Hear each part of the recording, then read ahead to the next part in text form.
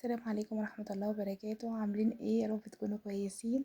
قبل ما نبدأ الفيديو متنسوش تشتركوا في القناة اللي مش مشترك، وتعملوا له لايك وتكتبوا لي كومنت حلو منكم، ومتنسوش تصلوا على النبي. ونبدأ الفيديو. هعمل معاكم النهاردة منجقونة حلوة جدا جدا جدا، او بريوش او شوريك. في ناس كتير معروفة بكذا اسم، بس عندنا في بورسعيد معروفة بالمنجقونة. هعمل معاكم النهارده منجقونه قطنيه وهشه جدا وطريه، واستحاله تنشف منك، والعجينه ناعمه جدا. تمام. وهقول لكم ايه البدايل لو ما عندكوش البدايل اللي انا عامله بيها، بالمقادير اللي انا عامله بيها. تمام. اهم حاجه في الوصفه دي الدقيق والخميره. الدقيق لازم يكون يا بنات مخصص للمعجنات والمخبوزات. تمام. ما ينفعش نروح نجيب دقيق بتاع كحك وبسكويت ونعمل بيه المعجنات، لا، كده مش هينجح معاك الطريقه. لازم يكون دقيق مخصص للمعجنات والمخبوزات. تمام. انا هعمل النهارده كيلو دقيق على المقادير اللي انا هقولكوا عليها دلوقتي. بس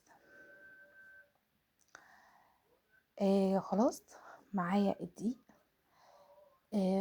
البيض، في ناس بتستخدم 4 بيضات، في 3 بيضات، براحتك. البيض ده براحتك. انا هنا استخدمت 3 بيضات. بيضتين هحطهم في المنجقونه، والبيضه التالتة هاخد منها بس البياض والصفار. هقول لكم هنعمل بيه ايه في اخر الفيديو، بس هنحطه في الطبق على جنب. الصفار بتاع البيضه التالتة هناخد بس منه البياض، هنحطه مع البيضتين، وهقول لكم نعمل بيه ايه. معايا هنا بيكنج باودر، هنحط معلقه صغيره، ومعايا فانيليا. حابه تحطي كيستين، تحطي كيسه. لو عندك فانيليا سايله براحتك، اللي موجود حطيه. ومعايا هنا خميره فوريه. النوع ده انا بحبه قوي، اسمه انجل. جميله جدا وبتنجح معايا اي وصفه، بستخدمها في كل الوصفات، في البيتزا، في المعجنات كلها. تمام. معايا هنا بقى كوبايه زبادي وكوبايه لبن، بس هي ما كانتش موجوده في المقادير. عايزه تستخدمي كوبايتين لبن براحتك، كوبايتين زبادي براحتك، دي حاجه براحتك فيها. ومعايا كوبايه سكر، عايزه تزودي السكر حسب الرغبه. ومعايا هنا كوبايه، انا حاطه نص سمنه على نص زيت، او لو عايزه تستخدمي كله زيت براحتك، عايزه تستخدمي زبده براحتك. دي حاجه مهمه يبقى كوبايه، انت بتقسميها على حسب اللي موجود عندك في البيت.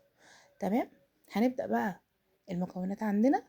هنجيب معلقة الخميرة الفورية على ربع كوباية مية دافية، وهنقلبهم وهنحطهم على جنب علشان نختبر الخميرة اللي عندنا، علشان لو مش ناجحة بنجيب كيس تاني. تمام. بس فانا هنا حطيت الخميرة وهحطها على جنب، وهقول لكم هنعمل ايه. هنجيب ابولة وهنحط فيها البيضتين اللي انا قلت لكم عليها والبياض البيضه الثالثه. وطلعت هنا، كنت طلعت صفار البيضه الثالثه، الصفار بس مش البياض، البياض حطيته في البيضتين. وهنزل 2 كيس الفانيليا، لان الكيس ده خفيف. لو انت عندك الفانيليا السائله احسن، بس انا هنا ما عنديش، فحطيت 2 كيس خميره عشان الزفاره بتاعت البيض. جيت بقى بالمضرب اليدوي. الوصفه دي لو عندك عجان يا ريت، انا ما عنديش فاستخدمت المضرب اليدوي وايدي. فلو عندك عجان يا ريت، لان الوصفه دي محتاجه عجن كتير. حطيت رشه ملح وكوبايه سكر وكوبايه الزبادي. وهحط دلوقتي انا بحط الزبادي. لو عندك 2 كوب زبادي عادي، 2 كوب لبن عادي. وحطيت كوبايه لبن. السوائل في الوصفه دي حلوه قوي، وبتنجح الطريق المنجقونه، وبتخليها طريه جدا. دلوقتي هبدأ احط نص الزيت على نص السمنة. لو عندك بقى سمنة بلدي يا ريت، عندك استخدمتي زيت بس يا حلو، استخدمتي الزبدة تمام، مفيش حاجة هتقول لأ يعني.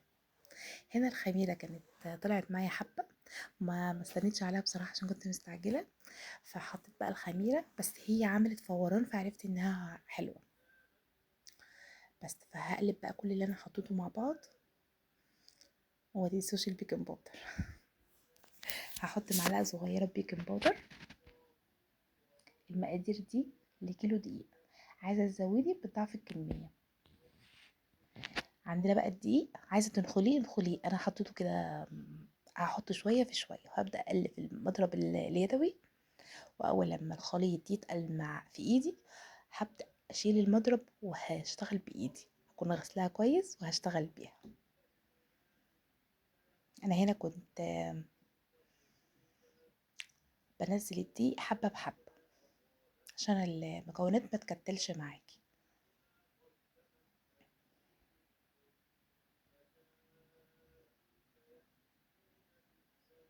انا هنا العجينة بقى بدأت تتقل معايا، لان انا خلاص بقى نزلت الكيس كله، كيس الدقيق، فهشيل المضرب وهبدأ اشتغل بايدي.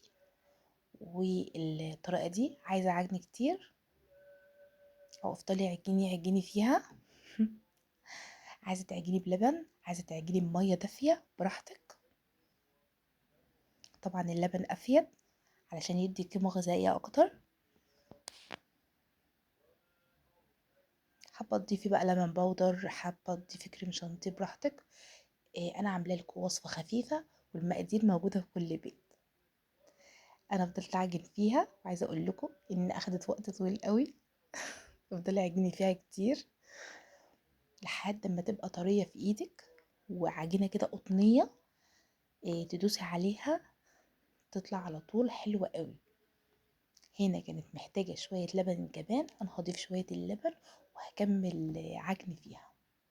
عايزاها يعني ناعمة جدا. بس فانا هنا كنت بعجن معاكم، ده شوية صغيرين من اللي انا عجنته، يعني انا قطعت معاكم كتير عشان ما اطولش عليك الفيديو. بعد ما خلصت بقى جبت كيس وقفلته، وهتحطيها في مكان دافي. التخمير بقى خمري براحتك. يعني ساعتين 3 4، كل ما بتتخمر زيادة كل ما هتلاقي نتيجة حلوة بإذن الله. كده العجينة كانت خمرت معايا الحمد لله. هبدأ بلمها بإيدي، بطلع الهواء بتاع التخمير، بطلعه كده بإيدي. هبدأ أشيلها بقى من الطبق وأحطها على الرخامة، وهعملها بشكل مستطيل كده، وهبدأ أقطعها كور صغيرة على قد يعني المنجونية اللي انت هتعمليها.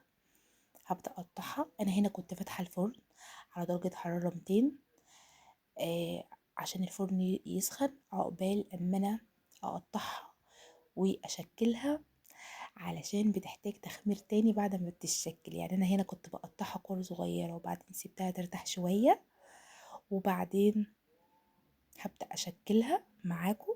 هقولكم بتتشكل ازاي بطريقة حلوة قوي هتعجب أطفالنا الحلوين. بس فأنا هنا كنت حطيتها بقى على الرخام علشان أشكلها. جبت الكرة الصغيرة وهبدأ أفردها بإيدي كده زي ما انتوا شايفين،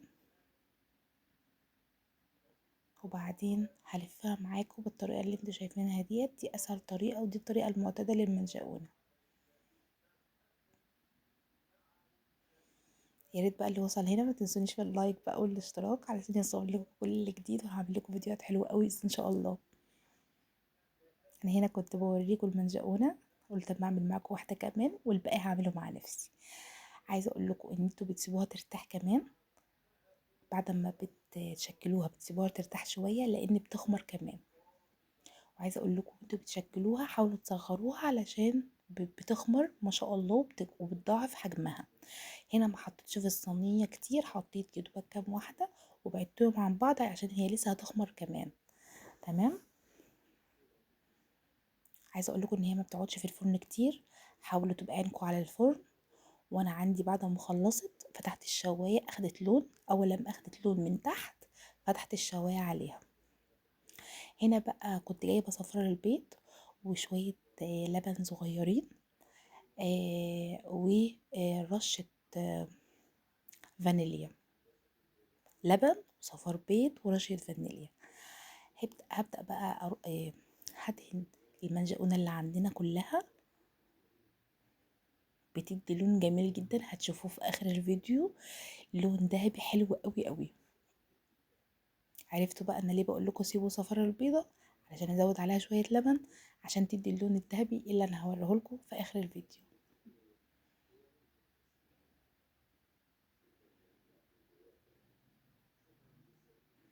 انا هنا كنت بدهن الكميه كلها اللي عندي، وبعدين شويه سكر الشاي اللي عندنا، وهرشها عليها. تمام، وده كان منظرها.